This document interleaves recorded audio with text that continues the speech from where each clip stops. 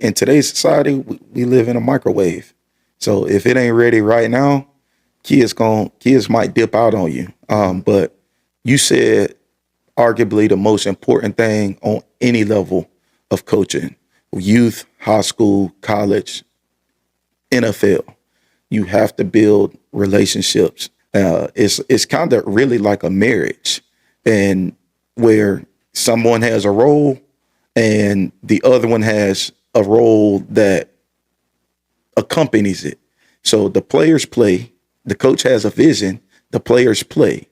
The players play, but they're playing under the vision of the coach. It's crazy because my wife say it all the time. She was like, "Do your phone ever stop?" And a lot of the times it's my boys asking because they want to be held like they want to be held accountable. I run a scheme. I run a system. However, within my system, I have enough wrinkles to fit the players. My players. Now I'm gonna ask you I don't want to say a controversial question, but to me, my experience, it's a difference in coaching white kids and black kids. I think the way you deliver information to them is received differently. I coach them all the same. As an African American, we can relate to stuff that African American men go through. There's just some stuff that it's like a male and a female. All right, it's some stuff that it's just some stuff a mama got to teach her daughter, and it's stuff that a man got to teach his son. Let's talk about communication. Let's talk about the love. Let's talk about communication. Oh yeah, talk about the love. Let's talk about communication. Let's talk about the love. Let's talk about communication. Oh yeah. Ladies and gentlemen, this is your host, William Robinson of TLC Talk Love and Communication, ladies and gentlemen. Today on my story, we have a very special guest, Mr. Jeremiah Gates, North Marion High School head coach, football coach, second year. We got some very big things coming on the north side of Marion County, ladies and gentlemen. Every time I look him up, they say Citrus County, but North Marion is in Marion County, Florida. That's right, Ocala, Florida. We're going to have some big things. He's going to give us some wisdom, knowledge, and understanding. We got a very big season coming up, ladies and gentlemen. So this man going to give us some input on his football team. And without further ado, we're going to give this young man a special round of applause, ladies and gentlemen.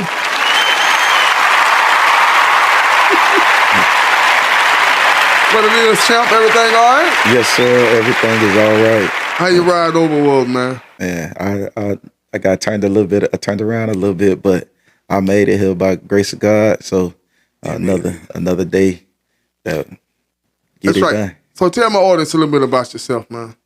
Well, you started off Jeremiah Gates, the head coach at North Marion High School on the north end of Marion County, Zone 6 for some of them.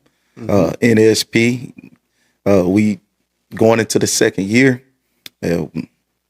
I'm a Marion County guy, graduated from Trinity Catholic High School in 2011, went on to play college football at Sanford University in Birmingham, Alabama.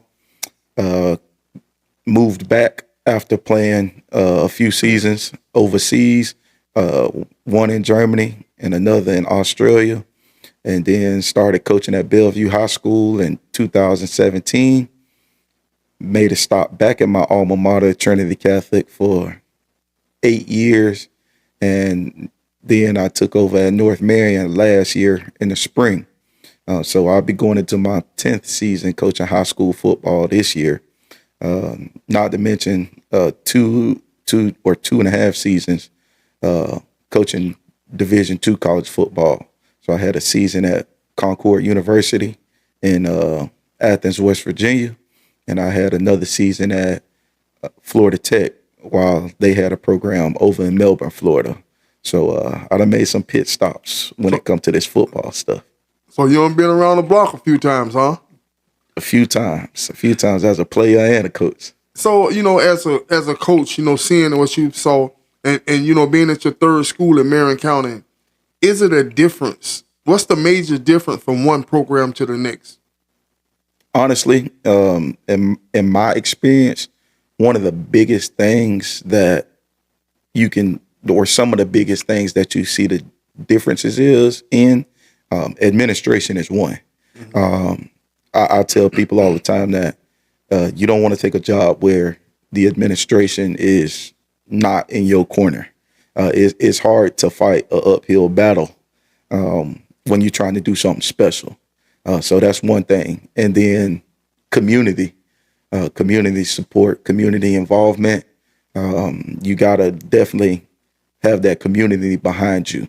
And on the north end, we have, in my opinion, one of the top community bases. They believe in North Marion. They believe in Zone 6. And just throughout the history, North Marion has had some very prominent football teams in Marion County history. I believe just that culture, that identity, it's enough to make a place special within its own right. So community involvement is one of them things that I feel around. I've picked up around the block a few times. So admin, being in your corner, fighting battles that you can't see, and then having a community that believe in what you do, who you are, and that brings. Football is a sport that brings a lot of different people from a lot of different backgrounds together. And so when you got all the people from the 6-year-olds in your community to the 65-year-old that played years ago at a certain school, that can make a place special. And so those are just some of the things that I firmly believe in. When you're trying to build a program or return a program back to prominence or whatever magnitude that may be, you are as a coach. And that's so important when you spoke of the administration, the first thing you said, because even at the highest level, you see NFL teams prosper because of the ownership. The general manager, certain things is not going to be tolerated. It has to be structured. And when you hire someone, you have to believe in that person. And so how long do you think it takes to turn a program around? Year one is foundational. So I'll use this as an example. If you taking over a team that hasn't won a game in 6-7 years, you can expect in year one to win 1, maybe 2 games, because you're undoing 6-7 years of whether it was bad culture, bad coaching, lack of involvement. There's a lot of stuff that plays a role into not having a successful football program. And also when you think about, we talking about kids, and now with the way it's structured, where kids could just go to anywhere they choose to, if you're a good player and the stigmatization around this program is bad, everyone they bad, they don't never win. If that kid got a choice, he's going to go somewhere else. Right. So it's hard to hold on to the kids that you have, but I think it's about relationships with the kids. And that should be a foundation. What's your opinion on that, sir? Yes, sir. In today's society, we live in a microwave. So if it ain't ready right now, kids might dip out on you. But you said arguably the most important thing on any level of coaching, youth, high school, college, NFL. You have to build relationships. I say this to my coaching staff very regular. Players don't play for coaches that they don't like. That's right. So, I mean, Nick Saban retired last year, and you can still see evidence that Nick Saban, though we see him or portray him as this stubborn guy, maybe a bit harsh or blunt, his players love him. Like you don't go and sit into a 5-star house and be able to do this year in and year out, landing 5 stars, 4 stars, even 3 stars or high level 3 stars without building a relationship with them or their family. And it's the same thing in high school. You can't expect a 14, 15, 16-year-old kid to go out and play for you and they don't like you. So you have to respect them where they are, and they'll respect you. They'll respect you back. I think, and with that microwave society, a lot of coaches will bend over backwards to please these kids, and really, these kids will bend over backwards to please you. But you got to set the roles. You got to set the standards. You got to stop giving them choices and stop giving them options, and just give them mandates. Like this is what it's gonna be. You know, you heard the term "you fear God," and you say, "Well, why would I fear God?" You know, it's not a fear as in frightful. It's a reverence. Yes, it's authority. You know, you go to court, man to man. You don't fear that judge. You fear the position he's in, the authority, and the authority that he have to over your life, over decisions that he can make that can affect you. And with that being said, to the players, you know, they're there to win.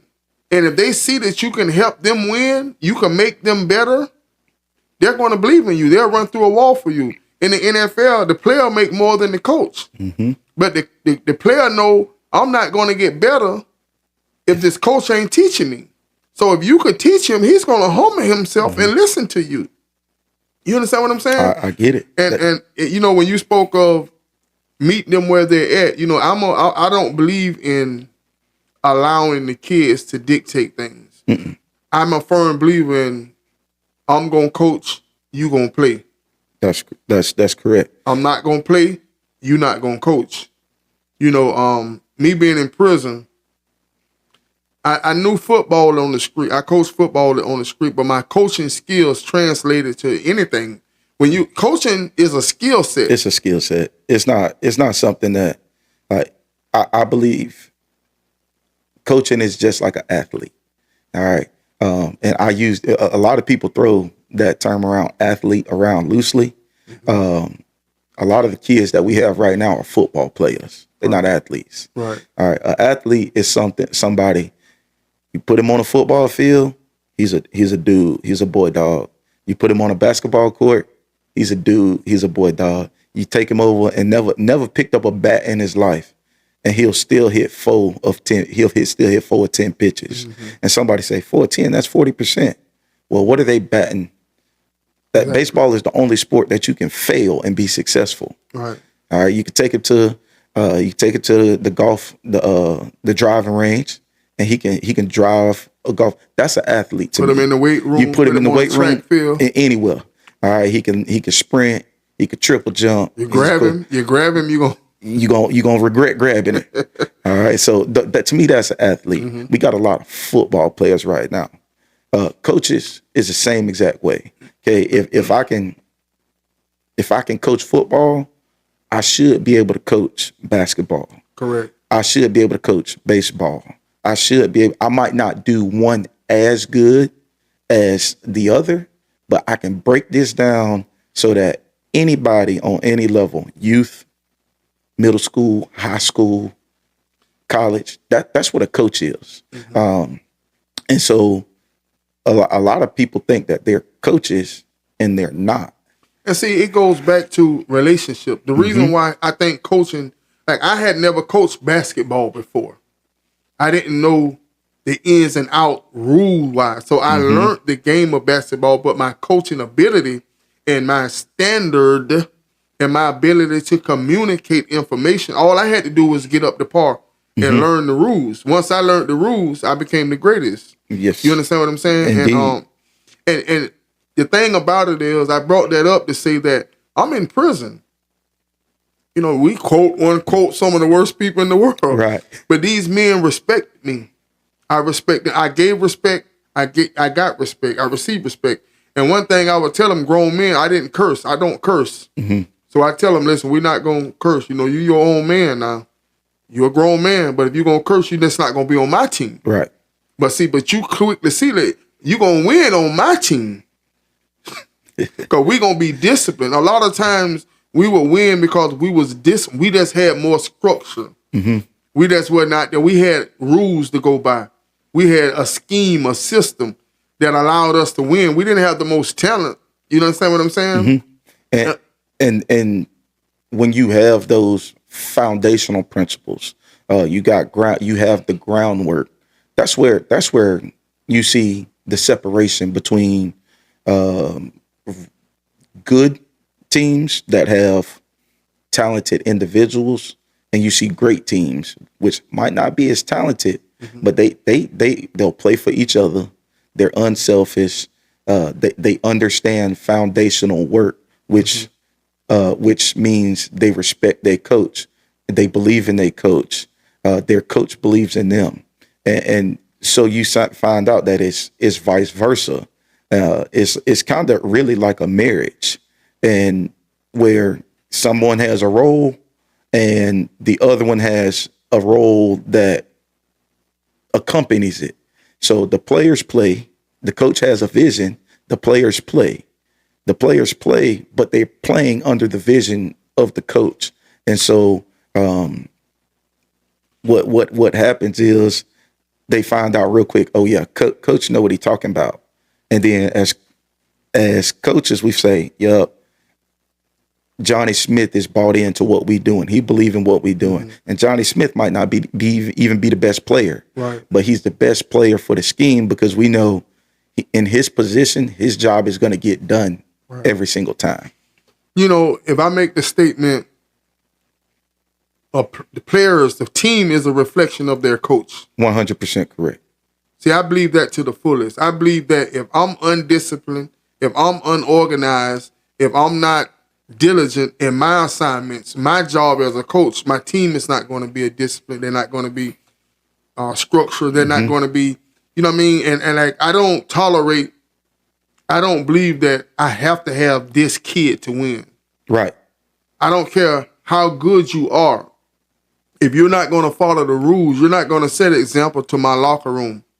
You can go. Mm-hmm. And a lot of times, you know, we think about the old coaches, you know, Coach Simmons and Coach Yancey at Vanguard. Mm-hmm. You know, they'll say when Vanguard would have been won a championship, but he would kick such and such off the team or such and such. But I sat that man in that chair and that man explained why he did those things. And I gained a lot of respect for him afterwards. Mm-hmm. I never played for him, but to hear players and sometimes, you know, especially we as black people, we want to bring race into it. Right. Oh, the white man ain't like he done this here. You know what I'm saying? But that man understood one bad apple destroys a bunch. Right.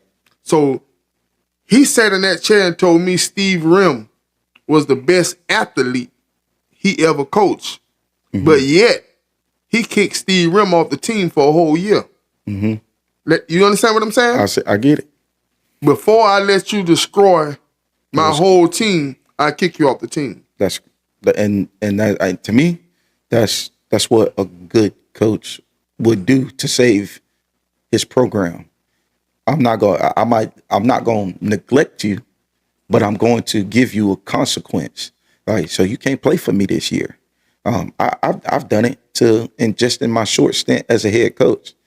You're done for the spring. You could come back and you could try it in the fall, or you could come back and start in the summer and try it again. But if we never set a standard, if we never give set examples of what we will tolerate and what we won't tolerate as coaches, kids will feel like they feel right now. And well, I'm entitled to X, Y, and Z. And really you're not above the program. You're playing for something that's bigger than you. You know, accountability is a word that I'm big on. Mm-hmm. Accountability. And when that kid, let's say he is the top kid on the team, because it's not hard you walk in that locker room, it's not hard. I could walk in your locker room and within 5 minutes, I know who is who. You know who's the boy dog, who's the alpha. You know who Mufasa is. Yes, sir. You know who, you know what I'm saying? You know who that is. And if you allow him to get away with it, or better yet, if you discipline him, what that says to the ones who know that they can't hold a candle to him. Mm-hmm. You know what I mean? I believe that you're the head coach. You know, Coach Yancey said something. He said they had a rule amongst the coaches. If I kick the player off if you kick the player off the field as a head coach, right? It was my job to come back. No coach could kick a player off the team, even himself. Mm-hmm. It had to be more than one coach decision. So if you kick the player off the practice field, it's my job to come back and be the good guy. Right. Good cop, bad cop. Good cop, bad cop.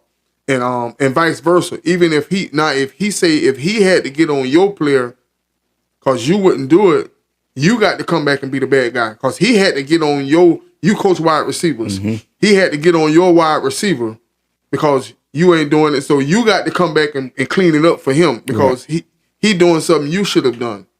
You know what I mean? And just as well as the players, you have to hold your coaches accountable. Indeed. That's the team within the team. Mm-hmm. I'll say this in Sunday meetings pretty often.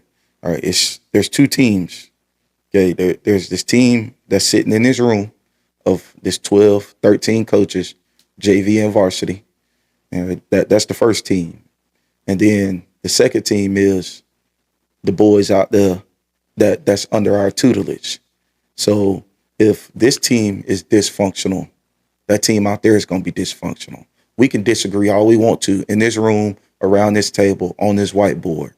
But when we come to a consensus of what the decision is going to be, everybody say the same thing once we go down that hill and past that water tower. Because they'll never know we disagreed on what coverage to run against trips. But guess what? That's what we agreed upon. It's what's best for them. And that's why it's so important to have, I notice a lot of times we'll click up. Mm-hmm. You're a young man, so you might have a homeboy that, you went to school with. He all right, but I'm gonna let him be this such and such coach. Mm-hmm. That's my dog. That's my partner. Right. See, I'm a very stern, very blunt man when it comes to. I'm very passionate about what I'm doing. I don't see nothing but podcasts. Right. You understand what I'm saying? You ever seen Biker Boy? Mm-hmm. When he come down through there, when that thing zone out, that's how I am, and I don't even know if it's healthy to the level that I do things like that. And if you're not in that tunnel when I zone in, I really don't care who you is. Right. You understand what I'm saying? Mm-hmm. Because, and as the head man, sometimes you have to be stern. You have to set aside friendships for the greatness of your legacy. This is a legacy. Do you know the importance of being a head coach in Marion County? It's only 8 in the whole county. It's only 8, and the impact, the amount of kids that you can impact in 1 year. I'll take North Marion because that's where I'm at. I had 87 boys in the program last year. It's some people that won't impact 87 people in their life. That's right. And then next year, when my seniors graduate, I get a whole nother 30. And so that's a brand new team compared to what I had last year. But that's another 30 that you impacted. And if you're a teacher on campus, guess what? You got classes every day that you got another 100 and 110, 120, depending on your class size. Mm-hmm. You impacting them as well. So when you say the importance, you're sometimes in a lot of cases actually of where I've coached at, I see these boys more than their parents see them. And so if I'm not holding you accountable, if I don't have if you don't get a standard from me and I let you do as you please, I'm really failing you as a coach. I could give 2 flips about football. I need to know what you're going to be when you graduate from North Marion High School.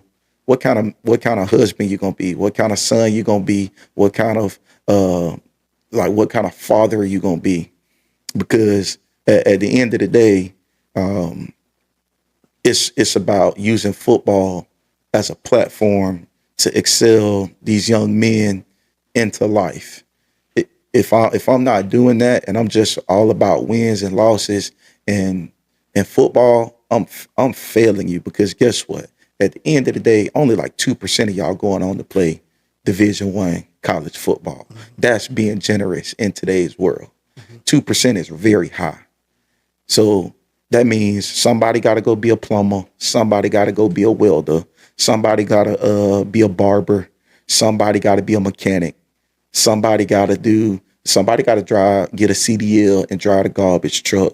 All of them making good money. All of them making good money, but a lot of our kids, all they see It's the NFL. is the NFL or the NBA, whatever you may be coaching. Let me ask you something.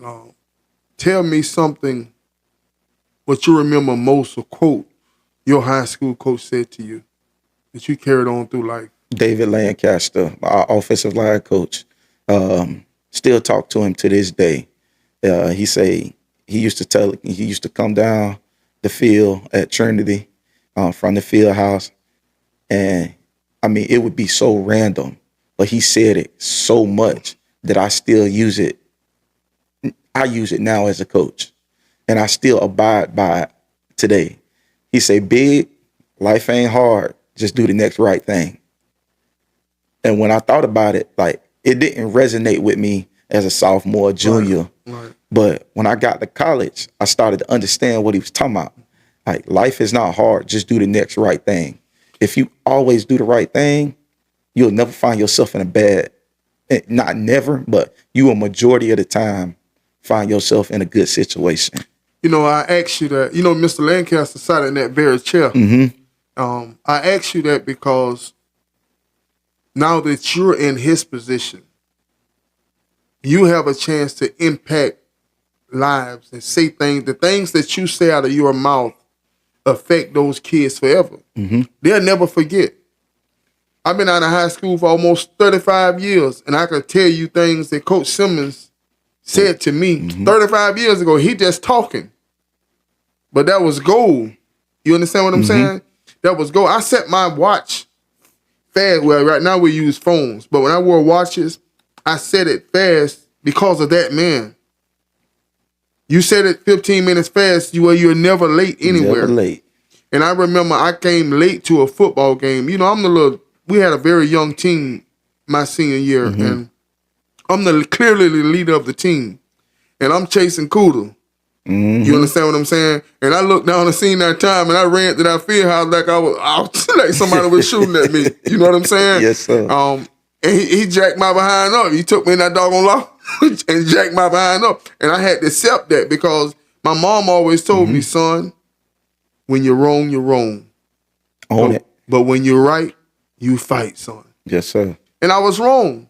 You understand what I'm saying? I was wrong. So I accepted my fate, you know, and he the same way right now. You know what I'm saying? He's a man that's not going to give you anything. You know, if you wasn't good, don't ask him. Right. You know Don't ask me for nothing. If I set him in that chair, if I asked him what kind of player I was, if I wasn't good, I better not ask him, because he ain't finna sugarcoat me because he's sitting in the studio. Right. You understand what I'm saying? He's gonna give it to you from the muscle. Yes, sir.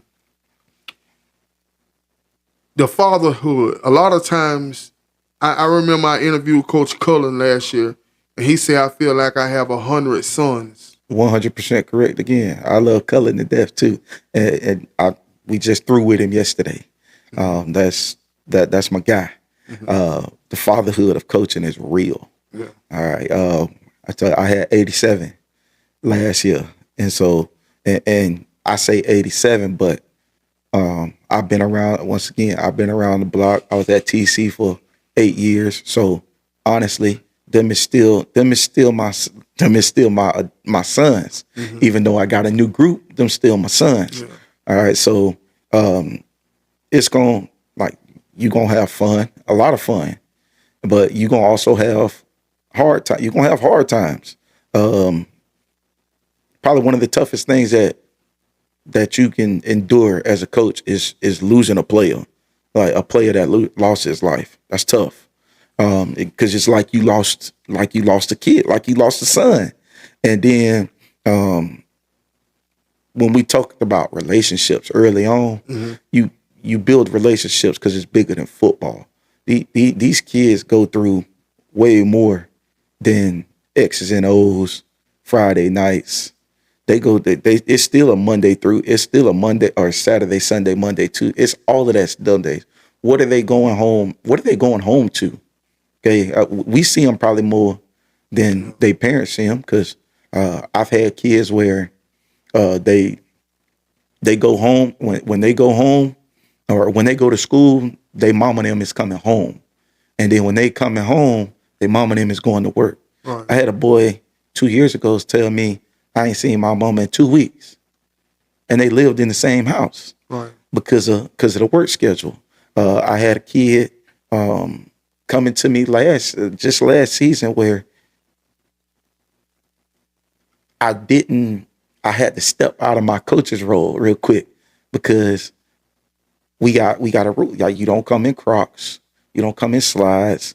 Like, that's just not, you're not coming to work. And every day he was coming in Crocs. And so I pulled him. I say, man, what's going on? Because you killing me with these Crocs. He say, Coach, I ain't got no tennis shoes. Say, so I just want to get this correct. I wasn't jumping him. I wasn't giving him the heart. I wanted to know what was going on. Mm-hmm. So you telling me you ain't got no tennis shoes at all, like at nothing? And he say, nah, Coach. I say, what size you are? He say 12. I say, go to my office and get 2 of mine. I gave him 2 of mine. And so I went in, I hit my whistle twice to stop everything in the weight room. I said, is there anybody else in here that don't got something that they need? Mm-hmm. And I explained what I meant by need. That's right. Not something that you want, but you can come in here, you can work out safely. You Mm-hmm. got clothes, you got toothbrush, you got toothpaste, you got all of this type of stuff necessities. Mm-hmm. And I had like 9 of them raise their hand that they didn't have it. And what's good about that is they felt comfortable enough, not only with you, but amongst their peers to raise their hand. Mm-hmm. You know what I'm saying? Because kids can be cruel. Kids can poke. But that shows the unity of the team that you have, bro. You know what I mean? And that's so important because a lot of times, man, like myself, I coach football. When the season over, you miss them kids, man. Yeah. I mean, you go through a grievance process. Mm-hmm. You miss them. From November to middle of January, early February, they elsewhere. They playing other sports. If they don't got a solid home life, they might not be coming to school. Yeah. And so it's crazy because my wife say it all the time. She was like, do your phone ever stop? And a lot of the times it's my boys asking because they want to be held, like they want to be held accountable. They don't want to miss nothing. They want to, if I don't post it on team communication, they gonna text me and hold me accountable. And I tell them, I say, I'm your head coach, but I got other stuff that go on too. Like, keep me accountable. Yeah. And so they tell, hey, Coach, we good? Like, what you mean? What you mean? We got workouts today? Yes, sir. Okay, cool. I hadn't seen you post nothing, so I just wanted to, we just double checking. I say, yup, I'm finna post it right now. It's important to learn from the kids also. Mm-hmm. I mean, one of the my top coaching jobs, I remember I was in a big game and it's kind of sticky. And defense, other team playing good. We wound up winning 3-0. Mm-hmm. So I got a rule. Like, I don't like for my offensive lineman. Let's say the offense, my tackle on offense, really he could play the best tackle on defense too. Mm-hmm. I don't believe. Let's say he's rated at a 90 on defense, but he play offense also. Right. But the other guy's rated at a 80, a 75. I'm gonna let the 75 guy start on defense. Mm-hmm. You know what I'm saying? Maybe they get down there by the goal line. You might throw the other guy in or something like that. Yeah. But because after the relationship thing and the communication, After each series, my offensive line comes sit on the bench. And I say, okay, what you see? And see, I explain the game in rules. This is the rule. That is the rule. And so therefore, there's no argument between the people. What's the rule? What happened? If the man came in here, okay.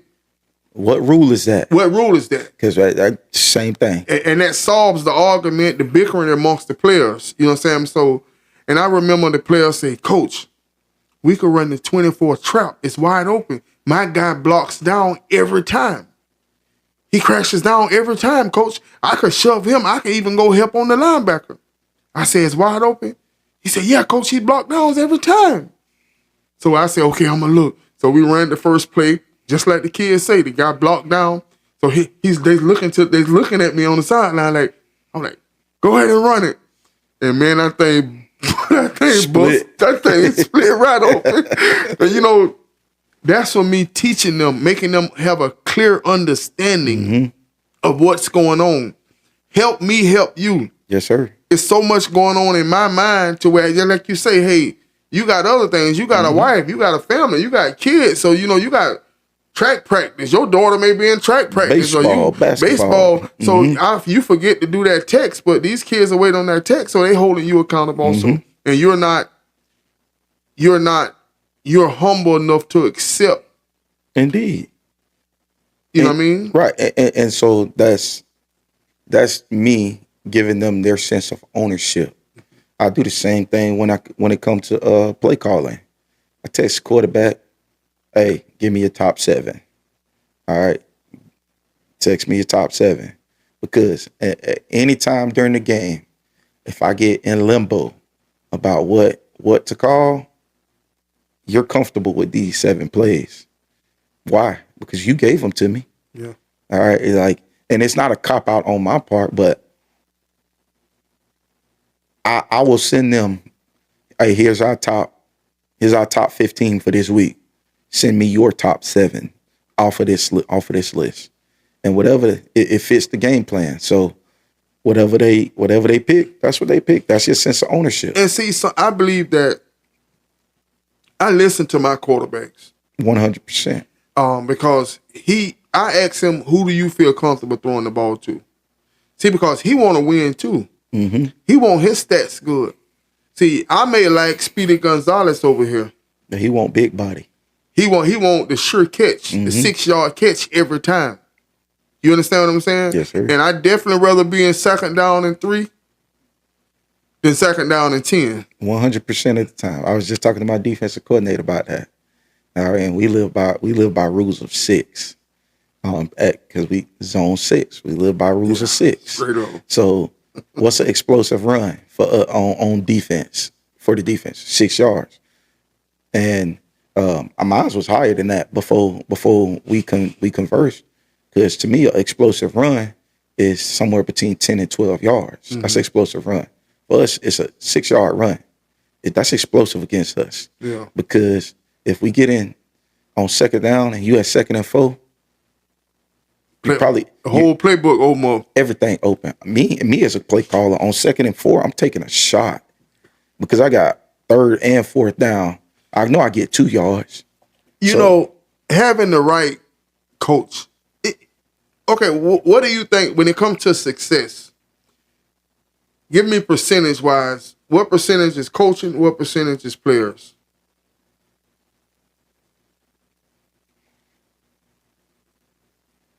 It depends on, to me, it depends on the opponent. But I could say this. I can't probably give you a direct percentage, but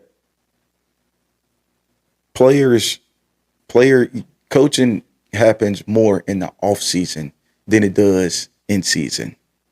Yeah, like that in my opinion. The preparation. You got them prepared in preparation. 100%. It becomes easy come game day. It get repetition.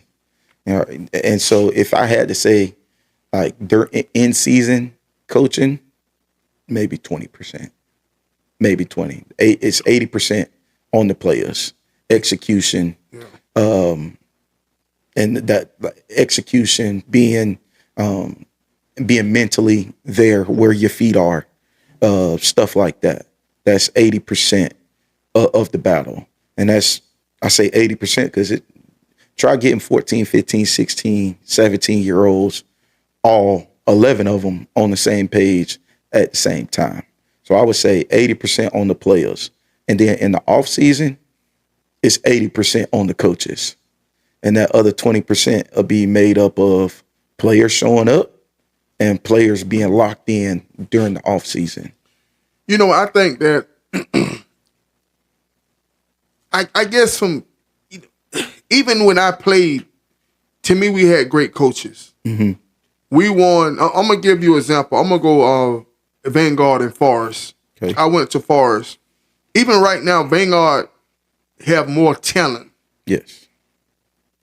Now we say athletes, talent. We talk about football players. Yes, sir. Vanguard got more athletes Mm-hmm. than almost anybody, and it always been that way by the zoning. You know, what I mean, you get them boys out of town can play ball. unbiased. You know, they got the West Side, so they're gonna have more. Not saying that whites or Hispanic or whatever are not as athletic, but it is what it is. They win that look on paper. Right. On paper, they winning. Right. But when I remember my freshman year, I went to Vanguard High School. We got Steve Rim, Ronnie Jones, Linwood Snow. We got everybody that's a hero to me. Everybody that I grew up, as a kid, they're older. These are the people. And I remember we played Forest High School. And I'm going out there like every other kid. I'm a freshman. I'm going to Booster Stadium. We got, we got Ronnie Jones. We got Steve Rim. We finna beat them. We got Leroy Butler, Brent King. Man, we finna beat them. You hate Forest. But I'm a man that's I believe what I see. Mm-hmm. And I remember Coach Simmons. I remember this man. I didn't know this man. This man got down right on the line of scrimmage, put his hands on his knees. He said, "Stick, D, stick!"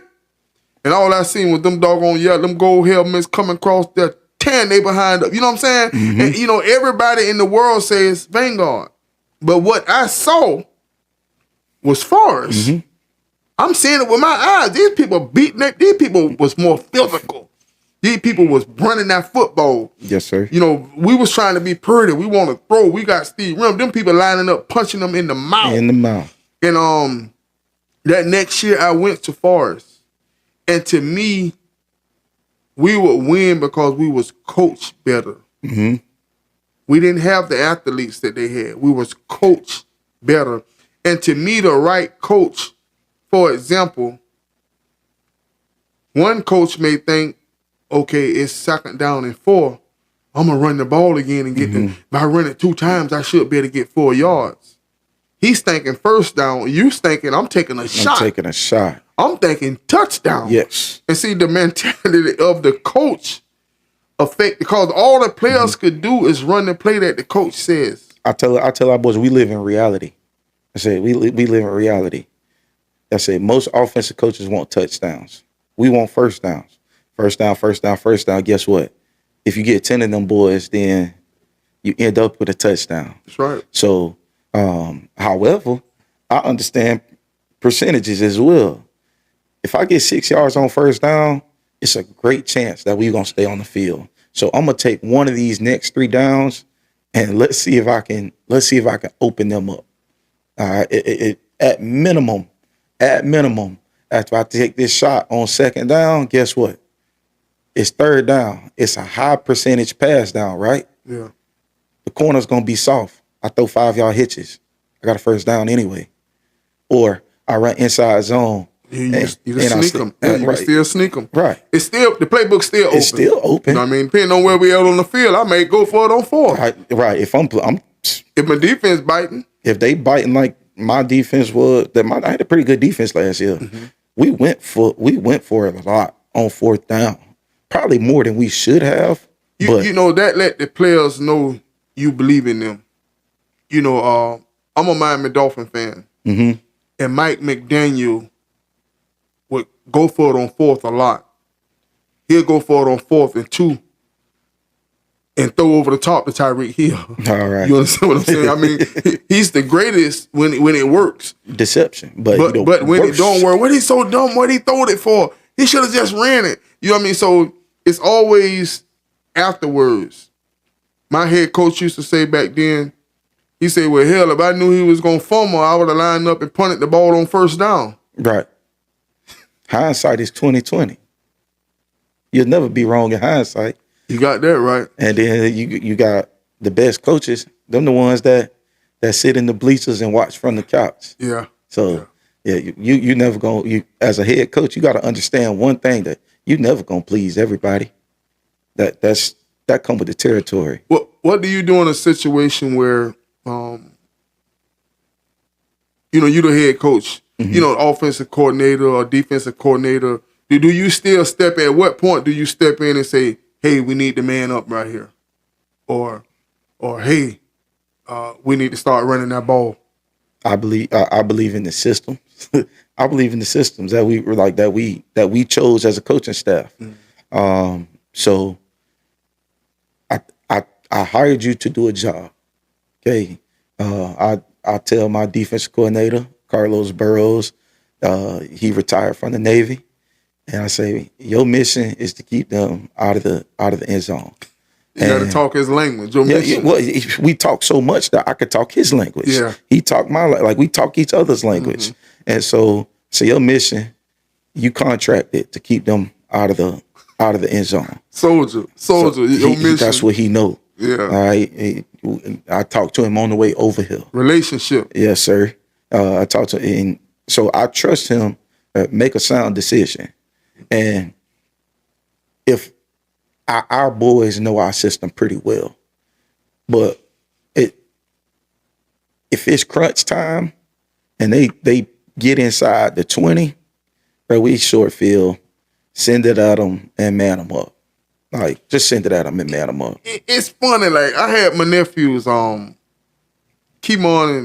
and Calvin Pinkney Jr. and Keemon. Yeah. Them are boys. You know what I'm saying? I had them in here and we was talking.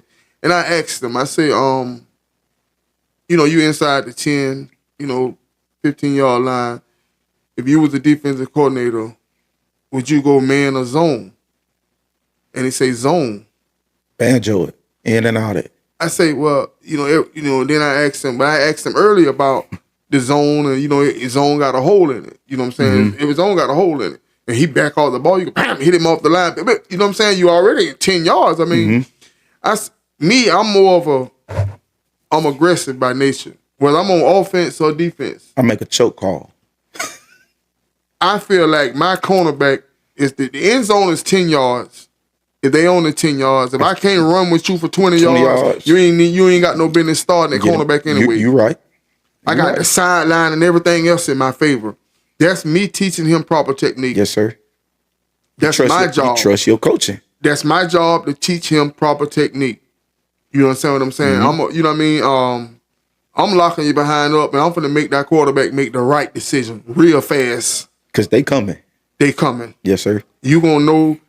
I don't know if you remember Rex Ryan. DC at the Jets. And then became head coach. See, I like Rex Ryan. He unorthodox. Rex Ryan go in there and tell you, we gonna kick you behind, we gonna win, I'm guaranteeing. He letting his players, remember the players are a reflection of the coach. So the players start acting like that. These the Jets, man. This man went to AFC Championship game with Mark Sanchez, man. That's terrible. Come on, man. Yeah. But see, he had his team believing. My head coach went on national TV and said, we going to the Super Bowl.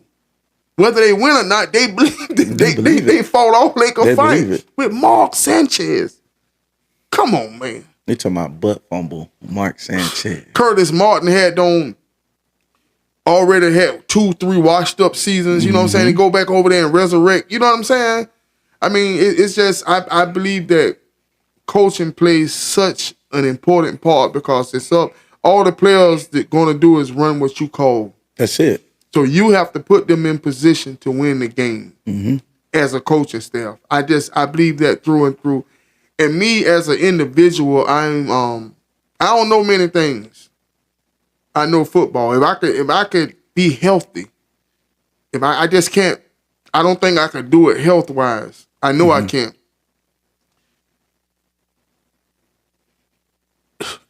Ain't no you. I just know. I believe I can do it. I believe I can do it. I believe that because it's a communication thing, and it's the way you look at it and the way you view it. Now answer this for me. Where's the tight end? Where's the tight end on the football field in 2025? What I mean by that, what happened to the tight end? The tight end has sniffle. They took him off the ball. They took him off the ball. He no longer lines up on the end of the line of scrimmage. He lines up in the backfield. He lines up on the wing at the wing. He lined up, and then another thing that has happened is football is a copycat game. So when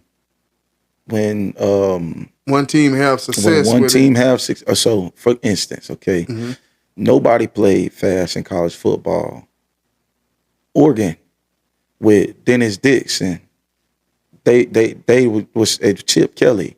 They stapled playing fast in today's modern era. It even made Nick Saban switch up. Right. Nick Saban. You're talking about somebody that's a 21 personnel power, run the football guy. But it also took the right player. Like when he got Tour, that could stretch the field. Everything changed. Okay, I got somebody that could. You understand what I'm saying? And he went to looking into. Yeah, and I think that I'm a Florida State fan, and once we got Charlie Ward, they tried to make everybody else Charlie Ward. Right. They tried to make everybody do what Charlie did, but you got special players, you know. Coaching.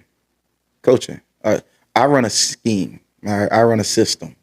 However, within my system, I have enough wrinkles to fit my players. So,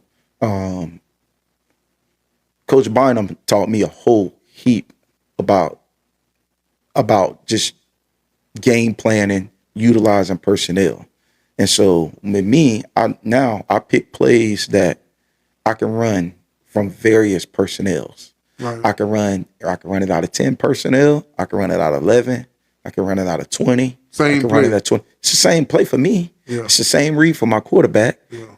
However, it looked totally different to the defense. Looked totally different. And don't even get into motions because it looked like this, now it looked like this.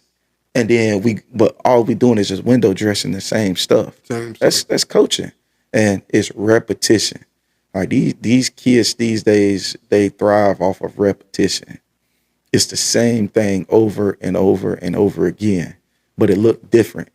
So your background is offense or defense? I started out on defense, but I started playing on defense, and then I transitioned to offense. So if I had to say, I'm a good balance. I love defense, absolutely love it. So if you had my niche is offense. So if you had an opportunity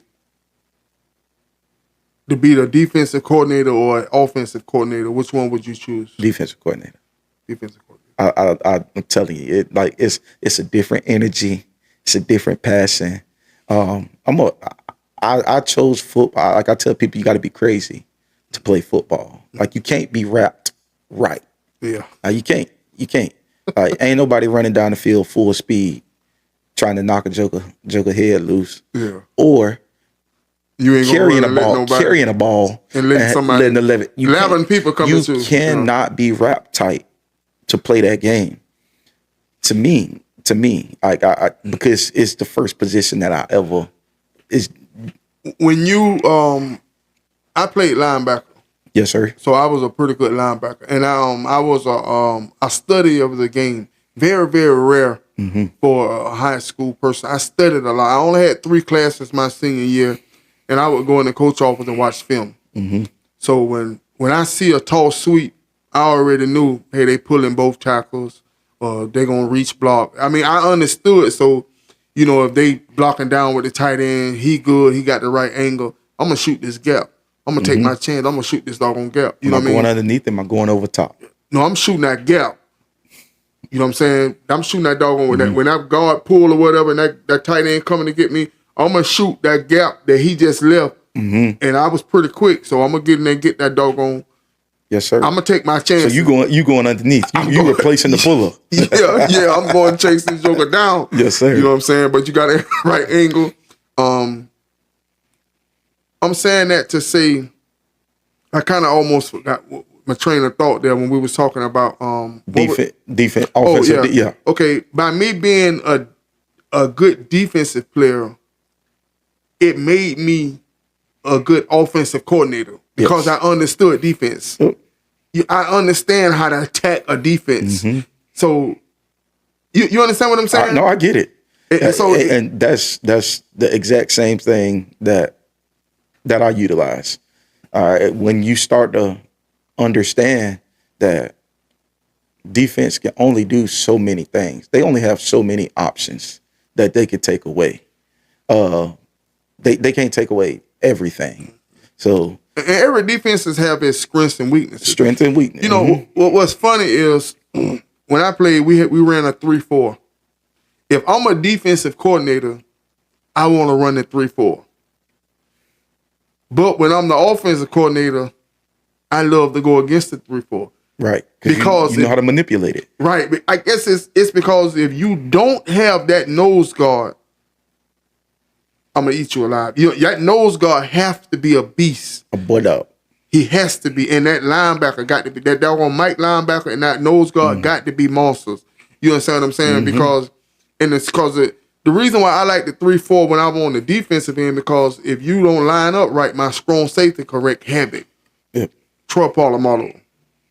You understand what I'm saying? Yes, sir. But you have to put them receivers out there and spread that field and get him out that box and make him cover.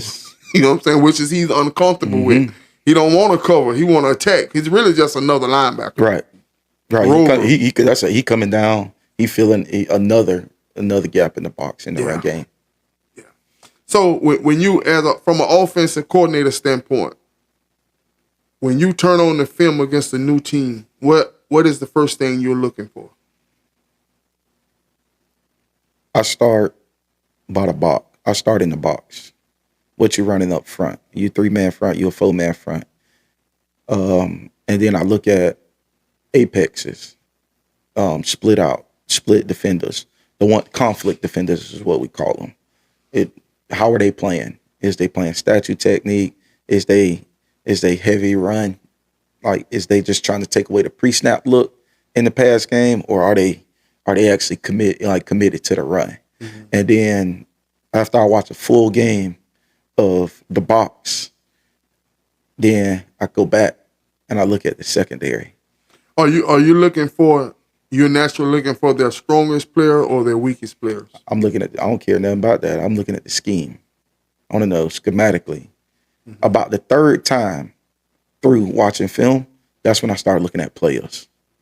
Because the first time through, looking at the box. Second time through, I'm looking at the back end. That third time through is when I start looking at players. You know what I used to do?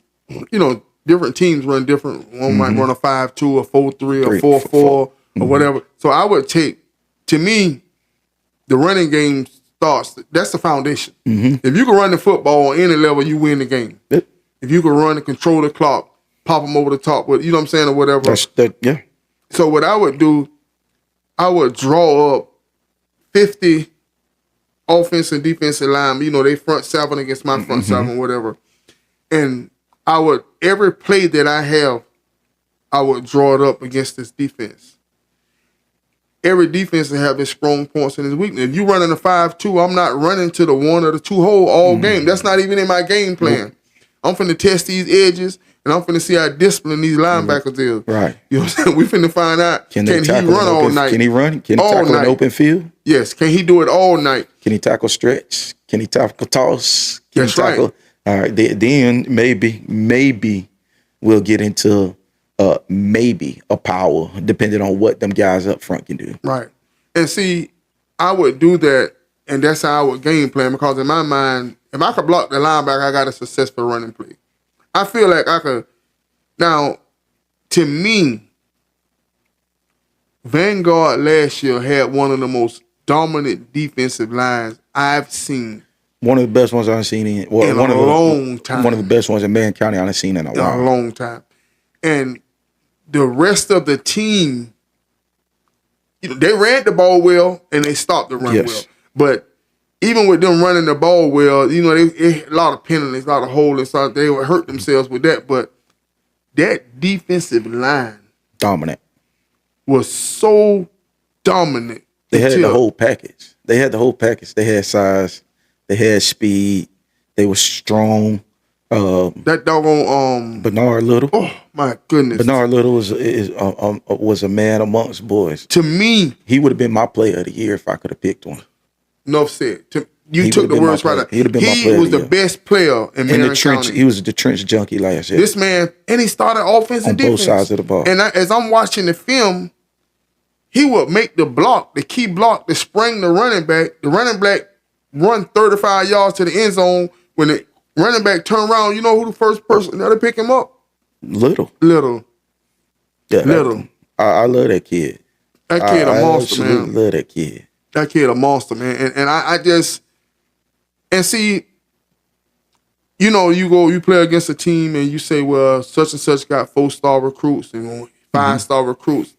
It shows up more on the defensive line than anywhere else. If you got a 5-star cornerback, I can isolate him and he ain't even in the game. I throw at him still. Yeah. I still throw at him. Yeah. I got that from Coach Bonham. Yeah, me and Bonham talked about that yesterday. So we're gonna throw it. Show me that you got them stars. And it was only one kid that ever proved us wrong. That sucker was from Jacksonville Reigns. Yeah. And he was a corner. Bulldog. He ended up at Florida State. And we seen exactly why. we used to tell President, don't shy away from nothing. If that's our game plan, if that's our top receiver, we got to throw to our man. And that's what we did. We threw. And we didn't never tell him. It was the only time ever at Trinity Catholic at home. We was in a tight game. And we was like, hey, man, throw it at him. Like, we'll see. And we didn't throw it at him. We threw it in his direction. Yeah. And that sucker made a play. Like, he was pretty to look at. Yeah. 6'1", 6'2".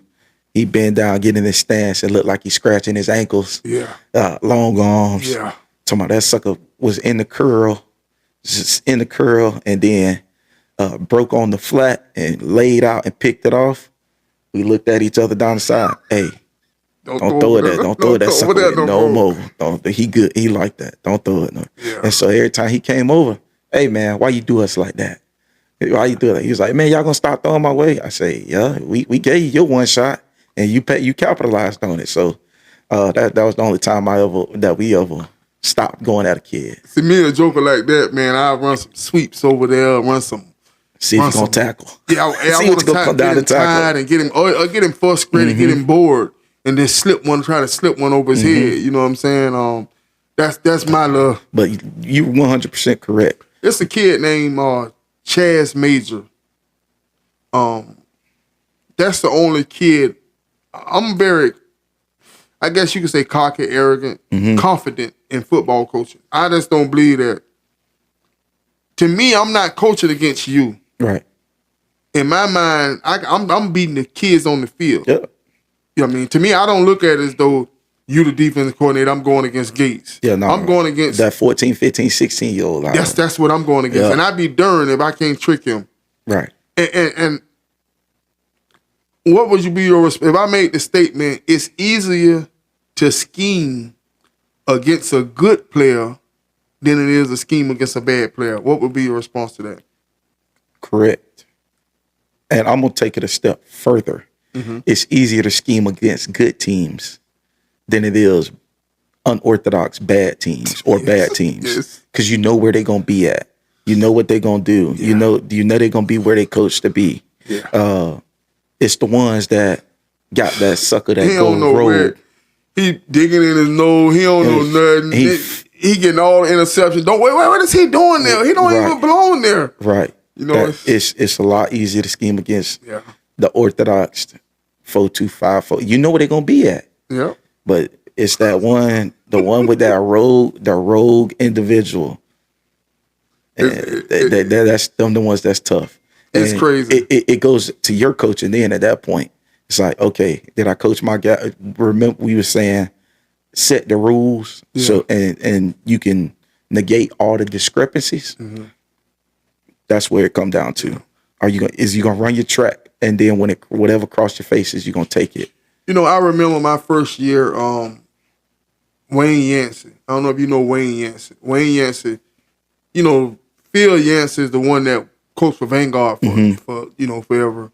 Wayne Yancey coached at Forest just as long, but he was assistant coach. But he became the head coach, right? And he was successful as a head coach. And he hired me. I'm leaving this, off the screen. I got braids in my head. I'm coming to practice. Cadillac 22. Bang, bang, bang, bang. I mean the whole 9 yards. Right. But he, he knew me as a player, and he gave me an opportunity. I had coached Little League up until then. I coached some high school. It was like position wise. Never like DB coach, help out with the running backs. It's hard for a person with my personality to be a position coach. Because and it's funny because it's wrong if I was you. Right. If I was you, I wouldn't tolerate me. But my passion, in my mind, my passion ain't gonna allow me to sit out here and lose. And I'm like, man, this man don't know what he. You know what I'm saying? You can't be in front of me and don't know what you're doing. Right. It's the respect of the game. Like it honestly, it's the respect of the game because if I got a bye week or I'm not doing nothing, the conversation between myself, I'm like, am I gonna go and watch this game? And then I have to talk myself of not going because I cannot stand watching bad football. Like I can't say when stuff don't have a rhyme or a reason, it don't make sense, or you can't. Everybody has a specific way that they line up to 2x2 or trips or something. If you get to the point where I can't even identify. Remember, I've seen a lot of football playing and coaching. And if it don't make, if you setting your players up for failure, it hurts, man. It hurts, makes me mad immediately. It's a head coach here in Marion County. He been head coaching for a while, and to me, I am a right and wrong person.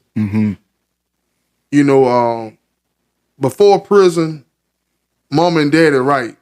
Mom and daddy right because that's my mom and daddy. Right. Shut your mouth. I don't care. They right because they my mama and they my daddy. Right. That's all that matters. Now it's right and wrong. Mama, you wrong. Daddy, you wrong. You gonna choose them over? And I'm not choosing them. I'm choosing what's right. I'm choosing right, and I'm choosing what's right, Daddy. I got a moral compass. It's right and wrong. Okay. That being said, that's missing in today's society. It is. People don't like to be told they're right or wrong. People don't want to be held accountable. People want you to choose a side. Kids and parents. And I choose right. And if don't ask me sometimes I believe that it's not my right to give my opinion, but if you ask me my opinion, I'm gonna give it to you. And I'm giving it to you straight up and blood raw. And I hate to see it. Sometimes you see it in Little League. You got, bless their heart, the people out there coaching, we need Little League coaches and stuff, but sometimes, man, you feel so sorry for the kids called the people that's doing it don't know Adam from Eve. They don't know if that's a basketball or foot. They know nothing. I've seen that and before. You feel so sorry for the kids, man. You understand? Bad. I mean, bad. Like, poor kids out here fighting in this hot sun, doing all they could do. And you setting them up for failure. Especially when you see the talent. I remember I was still coaching, and my brother went to Lakewell. Lakewell was horrifically bad for years. And they had a stretch, where they was horrible. Down. My little brother called my mom one time crying. My mom worked the night, So he called my mom one night crying, and he just crying uncontrollably. And my mom like, son, what's wrong? You know, your child called you in the middle of the night crying, what's wrong, son, what's wrong? What's wrong? And he like, you know, he can't hardly talk. And he said, Mom, I'm tired of losing. This man went to Lakewell and won one game all 4 years. All 4 years. And a great player. Went to college. I mean, this man went to college from Lakewell. Right.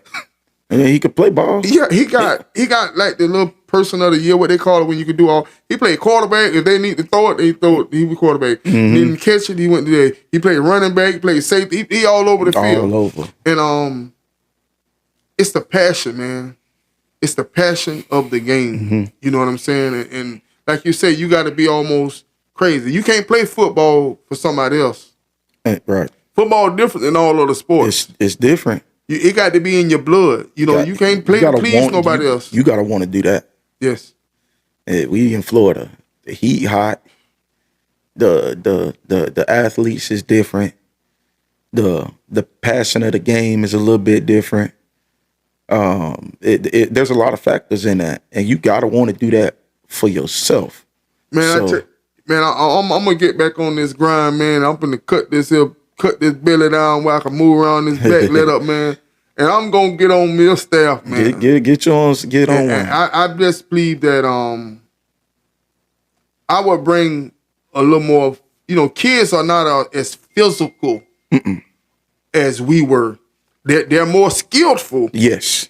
They're definitely skillful. You got 10 years old ain't gonna never drop a ball. That's right. I got a couple of 10. It's a little boy, Willie Jones. Fat cat, fat boy. Fat boy. Fat boy the real deal. Man, Fat boy is fat special. boy throw that ball. Fat boy run the rock. Fat boy special. Yeah, fat boy got something. Whoever get this kid, if them kids like Fat Cat and Too Sticky and Lil Chris and all of them, if them boys stay together and do this Vanguard stuff, Sean. yeah, all of them go to school together, man. That state champ, man, them people, but them boys special. Them boys can play ball. All of them. You know they went to the Nationals and they got skunked. I ain't know that, but I don't like know. 20-0. Now, when I heard the score yesterday, you know, shout out to John Ivory, you know what I'm saying? He got there. That's my dog, you know what I'm saying? But boy, I need to talk to you. He ain't talked to me since I don't call him a couple times, but boy, you can't tell me them boys can't get on the board? It's and that's the thing. Like we said, this generation is different. Them is like them some little dudes for what we see, but it's also some other towns, other cities that think the same. They got some cats that's. But I just certain things you ain't gonna do to me football wise. Right.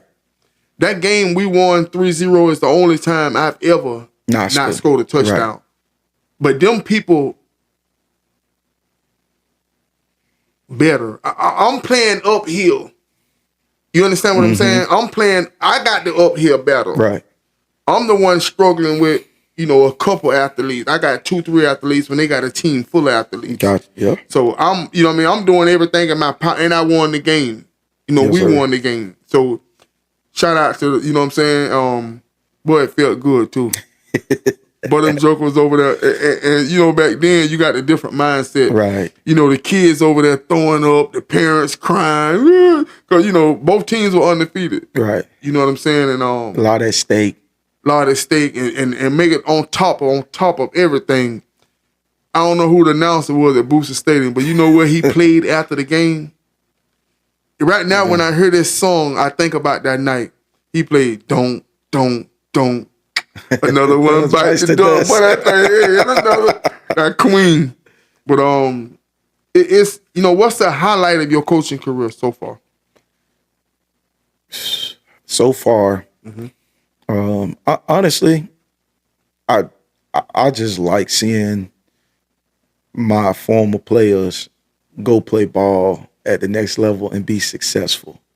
Man, a lot of people would say coaching in back-to-back state championships would be a highlight. Me, I just like the fact that my boys get to go on and pursue their education and athletics on the next level. I just feel like if you're not coaching to make that type of impact and that type of change, you're doing it for the wrong reasons. That's kind of why I started coaching in the first place, was somebody impacted me. And I feel like that if I can sway the curve of them boys being more successful than I am, or they get to a point of success in life quicker than I got there, then I did my job. So I think that's what I would say is the most exciting highlight is watching. It don't get old, honestly. It never gets old. Right. I remember watching my first kid sign to go play D1 ball, and it's just as exciting for one to go sign D2 NA. It doesn't matter. It's college. It's an opportunity. You're overcoming the odds. That's right. Because it's not a lot of people getting the opportunity to do what you do. And that's one thing I respect about Coach Farmer, man. Mm-hmm. Farmer get them kids to They college. go. And even though you're a head coach, you want to shape and mold your kids. Mm-hmm. And as a parent, though, that kid may want to stay and play for you. Mm-hmm. But as a parent, this man's track record says if I send him to Vanguard, my son going to college. Mm-hmm. You understand what I'm saying? Now you in it's your second year, so you have a right to build that relationship with the community. Farmer has established that. And in the end, it's bigger than the coat or the knight that's on the helmet. It's opportunity. It's about me seeing my son break generational curses. And this may be the first child to ever go to college, in the history of the lineage. You understand what I'm saying? Through football. Football, KP always say, football is just an avenue to education. Yep. You understand what I'm saying? I had a dude when I was in college. I trained his son in basketball, and that goes back to that coaching background that we talked about early on. He used to tell me and his son, he was like, both of y'all take a ball, basketball for him, football for you, and try to stand on it. He was like, you can't do it. However, if you take one of them books, throw it on the ground, you can stand on that foundation of that education from here until no knock. And speaking of foundation and being a football coach and all the attributes that it takes to be a successful coach, we unanimously agree that it's relationship. Mm-hmm. And when we talk about relationship, you yourself is a family man that's married. You have 2 kids, son and a daughter. Yes, I seen this year you had your daughter out to the game already, letting her smell them hot dogs and them hamburgers. You know what I'm saying? Letting her get used to the atmosphere. You know what I'm saying? Thus far as in fatherhood, do you feel it's the difference in raising the boys and the girls? Yes. And I don't mean standard-wise. I mean the reactions that you're going to get from them. The personality difference is the biggest thing. Like my son is a boy. Mm-hmm. Like he outside.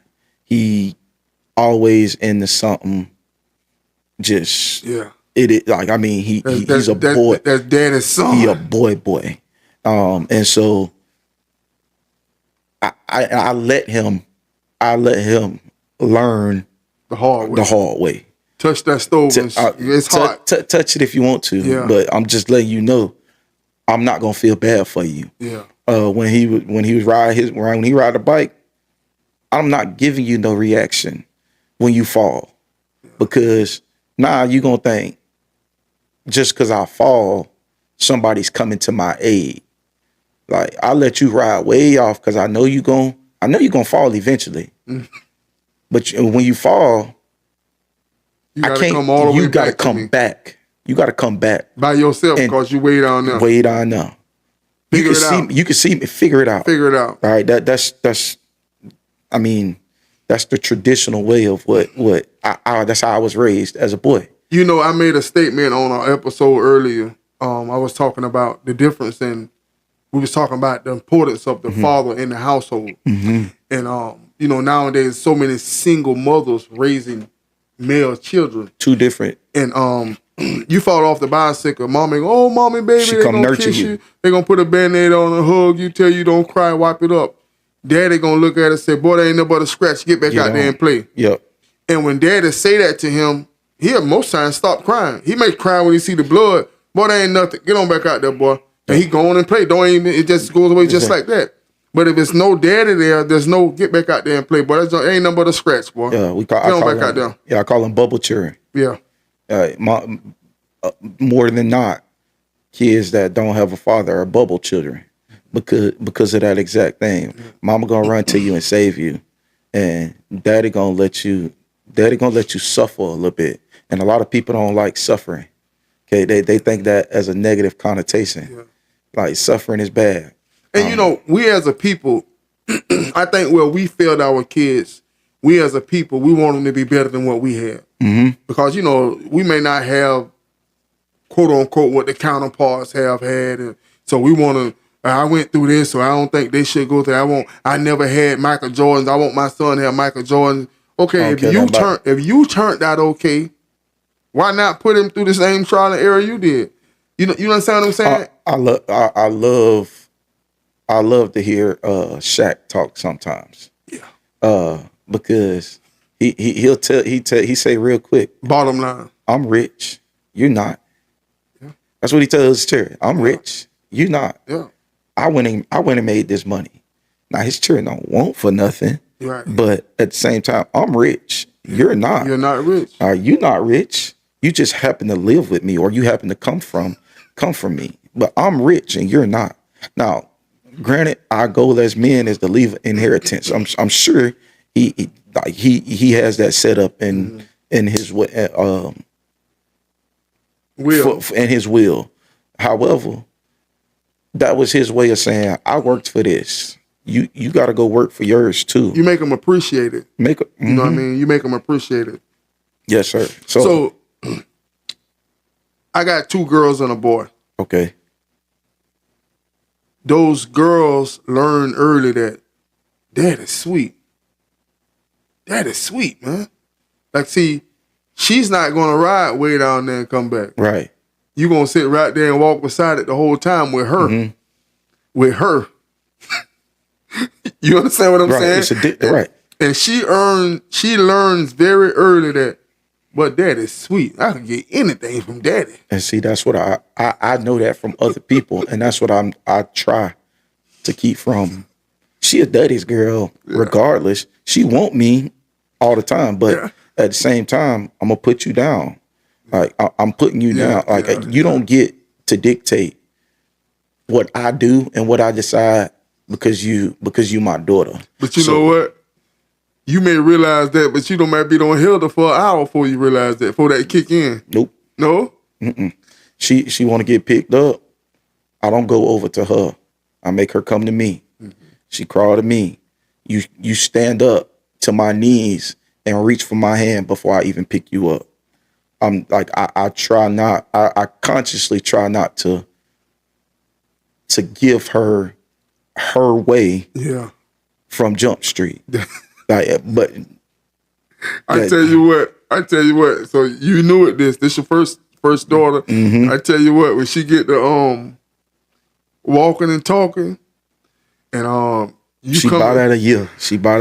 Boy, when she get there walking there talking and get to doing little stuff, and I mean, I've learned so much about women in general by raising daughters. They see things different. Their perspective is different.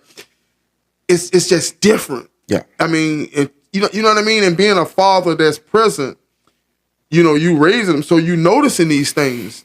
And it'll be some, that's the way their mind work. It's just different. Right. You know, it is. And also, you know, like I say, they learn quickly that we sweet. And saying as she grow in her understanding and her little questions and everything, man, that thing gonna melt you, man. It's gonna get you, man. You know what I'm saying? You can say he'll be the big bad football coach, Yeah, but boy, I tell you what. So I'm big on intentionality. Like I'm big on intentionality. So everything that I attempt to be intentional. Yeah. Like I try not to subconsciously feed into things that I've seen other people may have made a mistake. That you learn from others. Correct. And that's a very wise man. I'm the type of man where I can hear your story, and I don't have to go through what you went through because I remember the story. And that's one of the main reasons of these interviews. Like this series is called My Story. Right. This is Jeremiah Gates' story. Right. So, the next coach that come along, the next dad that come along, these things, and you learn from other people's mistakes and errors, so to speak. Yes, sir. Now, in Marion County here, Marion County is Marion County. Yes, sir. We got 8 public schools, correct? Yes, sir. We got quite a few Afro-American head coaches. Yes, sir. I think I know them all too. Good chemistry, good relationship with all of them. Like I've alluded, I coached with Coach Bonham for 6 years at TC. Coach Nunn, we worked together last year at North Marion, and I've known him prior to Coach Farmer Doc. He been coaching. I mean, he been coaching for years, and even back to when I was coaching at TC, he reached out to me a couple times to even come over to Vanguard. So we built a real good relationship. And then Coach Clint at TC, even it's not public school, but it's in Marion County. So I know him fairly well. So I know all of those guys. We try to keep it work together. Do you think it make a difference, to have a minority coach when it comes to the players? Do you think it's a difference? Does it make a difference to the kids? Do you see a different look in their eyes? I know you can't tell because you're only you. Right. You understand what I'm saying? I don't know if it necessarily to say it makes a difference, but there creates comfort. There comes a sense of comfortability and relatability. And it's nothing again. It's facts. As an African American, we can relate to stuff that African American men go through. There's just some stuff that it's like a male and a female. All right, it's some stuff that it's just some stuff a mama got to teach her daughter, and it's stuff that a man got to teach his son. I remember being out to Forest, and it was only myself and Tony Kaysen as Afro-American coaches. And I remember walking into the room, it was rare to see, remember they had the little situation with the coaches and the kids, the little girls and stuff at Forest High School. Gotcha. Previous to me. Right. So I'm quite sure, they kind of, cautious about, but Coach Yancey went out on a limb. This man hired me, gave me opportunity. You got Tony Kaysen, and then you had myself. But I look like I'm still young. I'm in my 20s. I got braids in my head. Like I said, I'm pulling up to practice with Cadillacs and 22s and Bamming and whatever else. Right. You know what I'm saying? So I look like, you understand? You understand? Yeah, it's important. I can tell you it is important but he knew who I was as an individual. Right. And I remember walking in that portable. When I walked in that portal with the team, you could see the whispers. You could hear they kind of paid a little more because it's different. My approach is different. And certain, I'm a man, I love everybody. I'm talk, love, communication, TLC.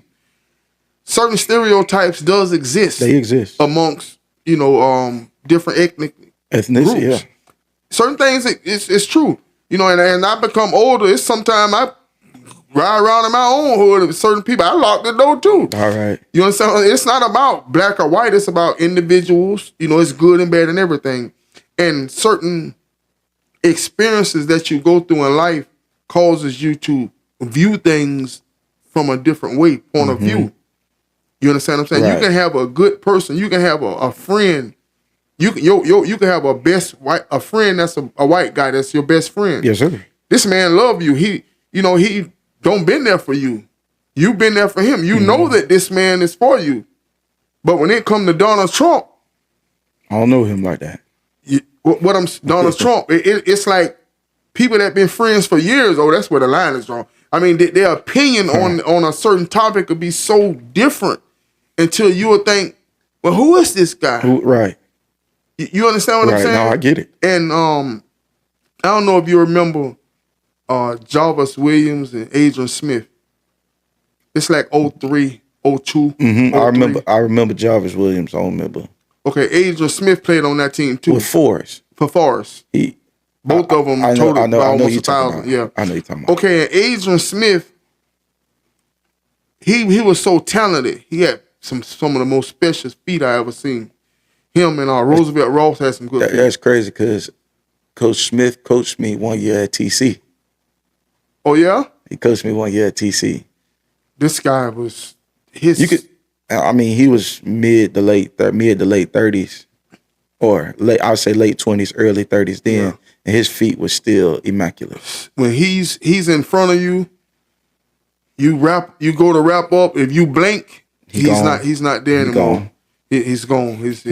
But his problem was he didn't like to run inside. Mm-hmm. See, you call them scary backs or scat backs. They don't like to be hit. Them some of the best ones because they're trying to avoid all contact. If you don't get hit and you keep running, you get to the end zone. Right. You understand what I'm saying? So that's and he would not run the ball between the tackles through the hole, and they would try to run him on the edges, the 6 hole. And my favorite player in the world was 26 off tackle. You know what I'm saying? The guard kick the end out, everybody block down. Let's go. Let's get there. You got angles. The angles in your favor. Tight end, go get the inside linebacker.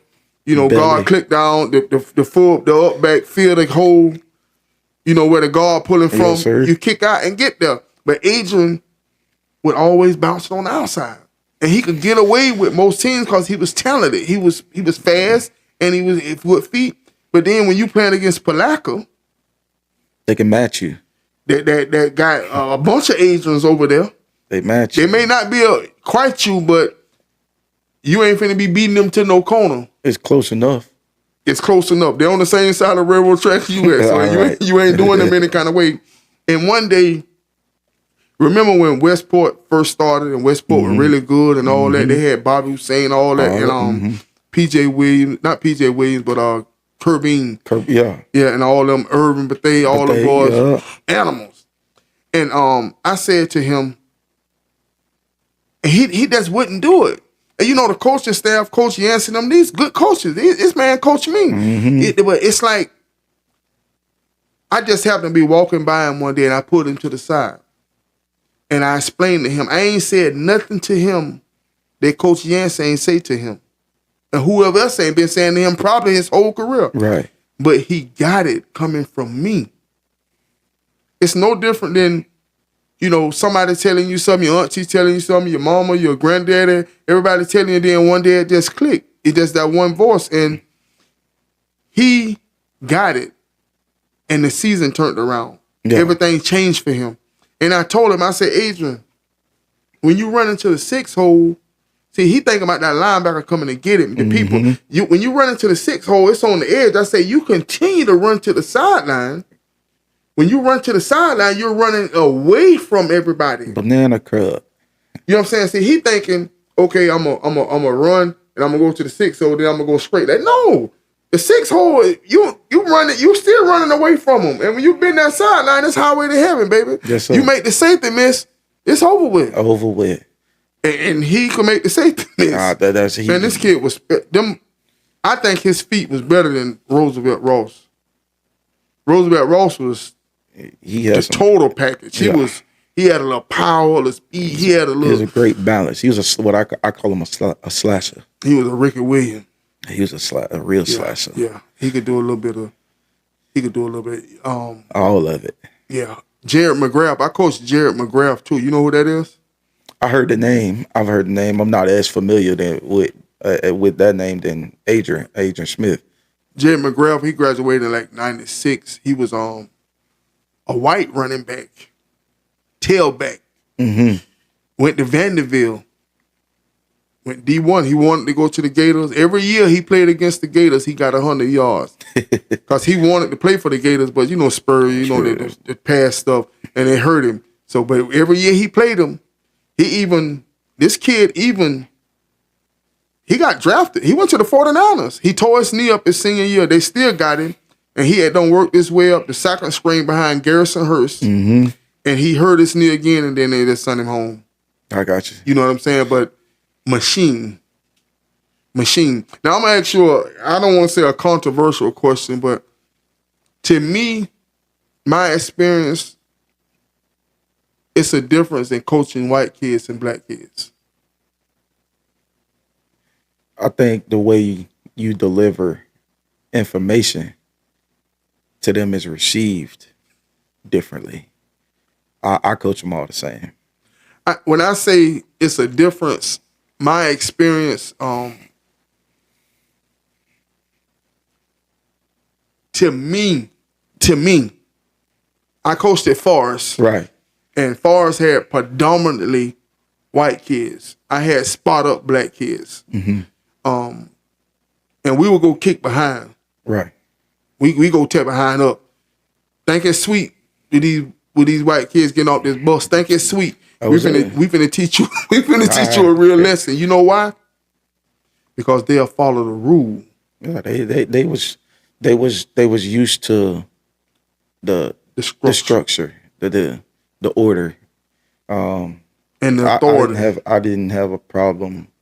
Nah, very seldomly did I have a problem at TC when I coached with having to say things more than one time.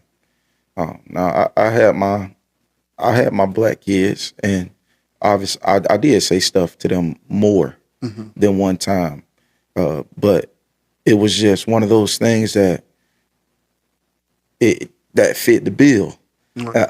Unfortunately, that it fit the bill. I had to say it more than one time, which it's a lot of things that may have played a role into that, whether it was the structure of their home, their ability to learn, a lot of different things that could play into that. However, there in my experiences, there is a difference. But I build a relationship, right, and I meet every kid where they at. And see, these are the conversations that's hard to have. You know, when you've been through it, you know it, but you can't say this, right? You can't say that, but that doesn't make it not the truth. See, I'm a man that I believe that you pluck a tree up from the root.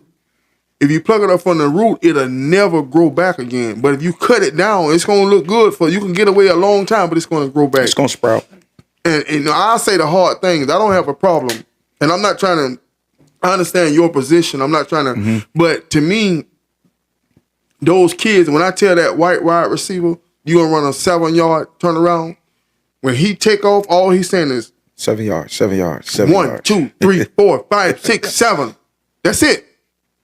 You know, the black kid may want to do what he saw Randy Moss do, but coach, I ain't turned around because the man was still there. That's not what we don't want to do. What Jamar Chase did, right? We don't want to do what Tyreek Hill did. We want to do 7 yards out. It's an understanding. You know what I mean? And that's why that other kid playing and you not. I don't care about you faster than him. I can count on him to be where he's supposed to be and do what he's supposed to do. Like I tell my quarterback something real simple. I tell him, and it's no offense. I say, let me tell you something. When you throw that ball to Tyreek Hill, you lead him. When you throw that ball to Hunter Renfrow, you throw it to him. Because, and see, it seemed like you just can't throw the deep ball to this athlete the way you could throw to this football player. Right. You can lead the athlete because he have the ability to chase the ball down. Get it. He have another gear. So you have to make him go get it. He got another gear in him. Throw it, lead him. Because all his mind is football. The other kid don't have another gear. He's wide open. You throw the ball to him. Right. You don't lead him. Yeah. And little simple, small stuff like that. Small tidbits. Make all the difference. And that's and there is there is stigmas between black and white players, and there is stigmas between schools as well. I had stigmas when I took the North Man head coach's job. There was a lot of people that said that told me or believed that you can't run the same stuff with them boys out there in zone 6 that you ran at TC. They was like, they just not like it's not the same. Why would they? And they said, well, and they was like, you gonna. And they never would give me an actual reason. They just say, you gonna see. And so it's funny to me because them same kids that they say I couldn't run the same stuff with, They running it. they running it. Like they running it. I mean, you know, it's no one wants to talk about it and say sometimes, but you know, racism exists still, and it's the theory is, you know, we dumb, we could just, you know, we dumb, they do the thinking, and we can't think, you know what I'm saying, or whatever. We can run fast, we got all the skill positions, but we can't anything processing information. I personally couldn't win. All my quarterbacks was black, because of the relationship, like the understanding. You know, to get it through to him. You know what I'm saying? Plus, I like to do a little. You know, I feel like it could open up when you were more of an athlete. Now, you got to be able to throw the ball and things like that also now, but... Got to be accurate, got to be able to process information, but that mobility helps. The bootleg help, the option, the read up, all these things help. You know, you got Caleb Stanford over at Forest. I love this kid. Oh, yeah. It's sitting still throwing the football. This kid has one of the best... Pure. This kid, deep ball, his fade route is so perfect. Outside shoulder, it's not caught. This kid throws the ball better than during that anybody. It turnover, it's tight spiral. I love it. I tell people. I coached with his daddy. Yeah. So I coached with his daddy one season. And so I know Caleb pretty well. I tell him, certain people like, oh man, he ain't what. I say, I can win with Caleb. You give me Caleb. You should be able to. But what you have to have is offensive line. You got to understand this. Poor fella, like you get him to running and stuff like that. He gonna bust you down. You know what I'm saying? He ain't. You know what I mean? He's not. He's not TJ. You know what I'm saying? He's not. He ain't got no business doing that. No, well, I'm about to say he shouldn't be put in the situation where he had. Right. If you're a good coach. If you can RPO him. And trust and let him process information and get rid of the ball quickly, and you can win. I could definitely win with him. Listen, I put it like that. You can win with him. My first year going out there, Cullen was out there, and I go out there and I had spoken with Coach Cullen. He was telling me about VJ. They had VJ Poole. He was telling me about VJ. You know, he one of the top quarterbacks in the county. You know, he got this award last year, Baka. You know, so I go show up to the practice. So I'm looking for this. You know, so they scrimmaging and everything. You know, they going through their practice. So I'm looking, and they got the first spring, the second spring, whatever. So I see the kid throwing the ball. So they see I'm not. Now I'm going, don't know nobody. You told me about this quarterback that's supposed to be good. So I'm sitting there, I'm looking, and I'm filming, and I see these spirals. I mean, this man dropping the ball. So I'm like, I asked one of the other kids on the side, and I say, who is that? Oh, that's Caleb. He's a freshman. I said, what you mean he's a freshman?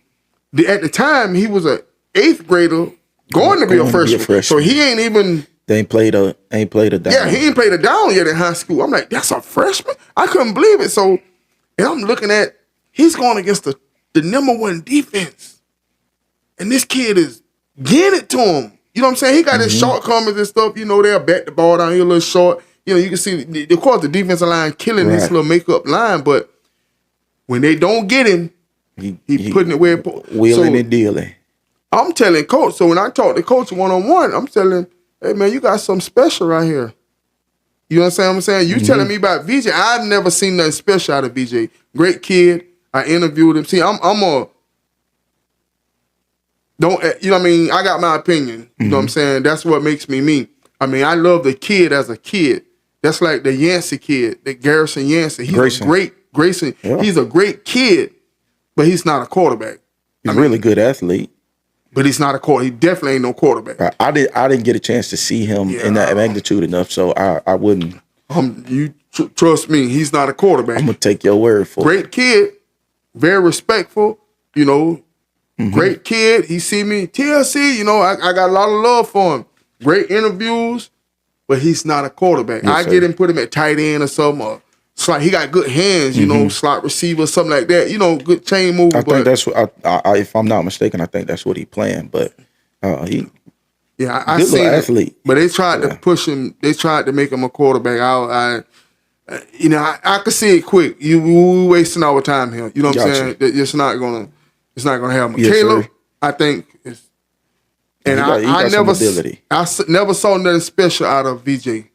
I mean, he was a good player, athlete, but I didn't see I ain't finna call you and say, boy, you gotta go this see kid it. over here. You know what I'm saying? I seen a couple things from Caleb that I thought was special. And I'm gonna tell you something right now. TJ over at Vanguard, that kid is I only went out there one time, but the way that ball leaving his hand this year, it jumped. It's different. It do jump. He getting it. You understand what I'm saying? It definitely jumped. It's definitely different from last year. So I like that for him. Speaking of quarterback, your quarterback this year is Dow, correct? I got Matt Dow. You got McDowell.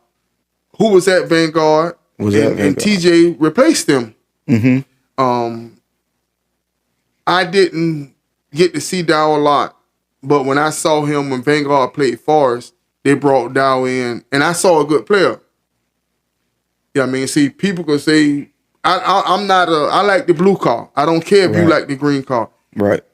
I've never owned a pair of Jordans in my life because I always thought they was ugly. Yeah, they just. I don't like high top shoes, so I don't care if everybody have the Jordan. Right. What I saw out of Dow, I like. I saw. You like it. You like it. I love it. I saw the mobility. I saw him throw on the run. I saw him do some good things that night. You understand what I'm saying? Of course, you know, there was better competition, you know what I'm saying? But the point is, what I saw, I like. Right. Now, I don't feed into the hype. I just go by my eyes. In football, you go by what you see and you trust what you see, and that's that. But I seen a good player. So what have you seen this off season with Dow? Hard worker. Hard worker. I mean, he killed a weight room. You could tell that he has invested in his body. Smart. Like he has the football witness, and I say that because Dow is an athlete. I've seen him play basketball. I've seen him play football. I now have seen him go down to baseball. He can do, he's an athlete. He processes information pretty fast. He is mobile. He can throw on the run. So his arm is strong, but he displays touch as well. So I like it. I like his skill set. Very fundamental, and his feet. Like a lot of people, you hear people say footwork. His footwork is so elementary, and I say his fundamentals are so crisp. I love that about him. Good leader, more of a show you, Come on, more than I say. So I like him. I love him as a player. I think for him, what's going to benefit him is we are building a system for him that that really benefits him. When I initially talked to him, one of the things that one of the things he wanted to have was a system that really would redefine his skill set. And he just wanted a fresh start with that. So that's one of the things we talked about, and I think that we've talked enough to be able to get him into a system that he likes. Surround him with not that he didn't have solid players around him, but taking what we had at North Marion and putting it in the right spots to help him thrive. You know, it's funny you mentioned the footwork, because that's one of the main things I noticed when I watch a quarterback. You know, you of course you watch the ball, but the footwork, because if your footwork is not correct, you know, your accuracy is not going to be there. Correct. It's like a boxer. Yeah. You got to get your feet right to throw the proper punch. Sir. You want to throw the football, you got to get your feet right. Yes, sir. And that's so important. And that's one of the things, you know, if you ask me my opinion, who I think the best quarterback in the county, from what I've seen, I say Dylan Curry at Dunellen because of his intangibles. Right. He has the game I watched, you know, Vanguard had a defensive line last year. And, right. You know, you had him on the run. And he still made some throws. Right. He still made some throws that was. And it was barely off, but his footwork and his mechanics. And those are the things that's important. Right. You know, and that's what, you know, the college is going to look for. If he's already got footwork, proper form, proper technique, they could go from there. Right. He's got a good foundation. I mean, I actually, I'm a pretty transparent when it come to like my opinion on stuff like that. And if I had to just, and I've said this, I even said this to my cats a couple times. Probably if I was in the building my own team, and this was before I had Matt. Dylan was my top guy. Then Carter Schofield at TC was, I mean, he's one of my other guys that I like him. I like him a lot. Is that the guy? Did he start last year for Trinity Catholic? Yes. Okay, I believe I interviewed him. He did. You did. He's good. I like it. I mean, he's really good. I was so impressed with this kid that people don't understand how hard it is to throw on the run, on the move. And that sucker can make every throw. The teams was pretty balanced. Forrest was putting pressure, and this kid was rolling right, throwing back cross. I'm telling you, Yes. I coached Carter from 8th grade all the way up until I left to North Marion. And he's gotten better. He played JV. He played came up and helped us as a backup on varsity. And then when last year came, he was ready. He was ready. And I've got a chance to see him throw since then as well. And he's gonna be a nice to watch. I couldn't think his name, but I remember interviewing that kid. That's the only game I ever seen him, but he was very good that game. So that when I say those was my guys, Dylan and Carter, and then now I got Matt. It's just like, you know, hey, it's nothing wrong with it'd be a 1A, 1B, 1C. Yeah, it's kind of like this. It's kind of like I mean, if I got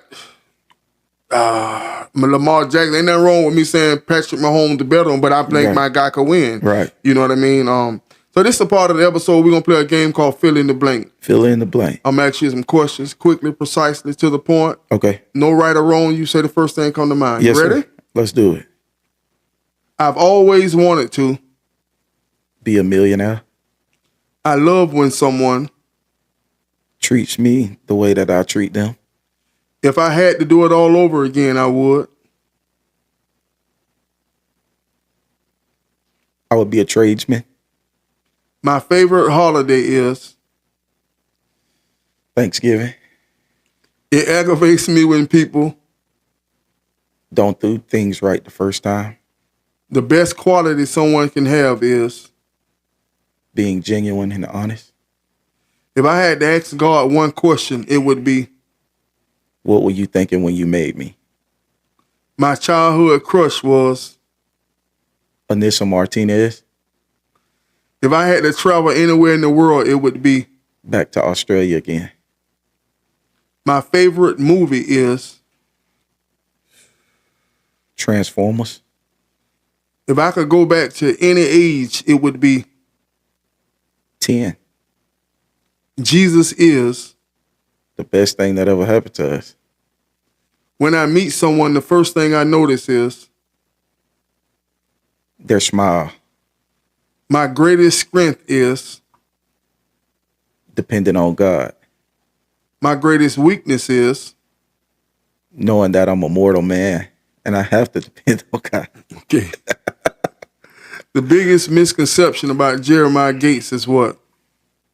That I'm tough and blunt. I might be tough and blunt, and I'm a pretty good guy, but I draw a line in the sand if you, Mess with my family.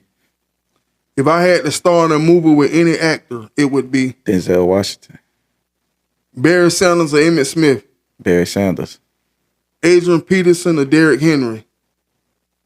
Derrick Henry. Over AP? Yeah. Okay. Okay, so this is the last part of the episode. It's called Final Thoughts. You're going to look directly into this camera over my shoulder, and you're going to give the world your final thoughts, sir.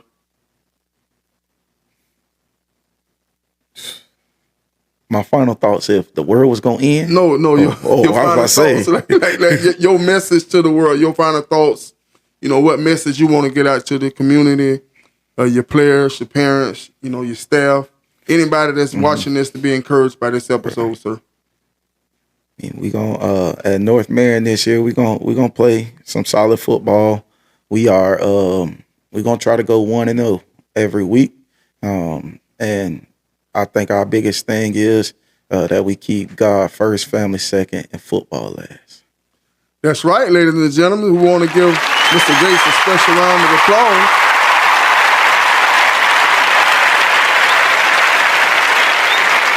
And once again, I am William Robinson, your host of TLC Talk Love and Communication, ladies and gentlemen.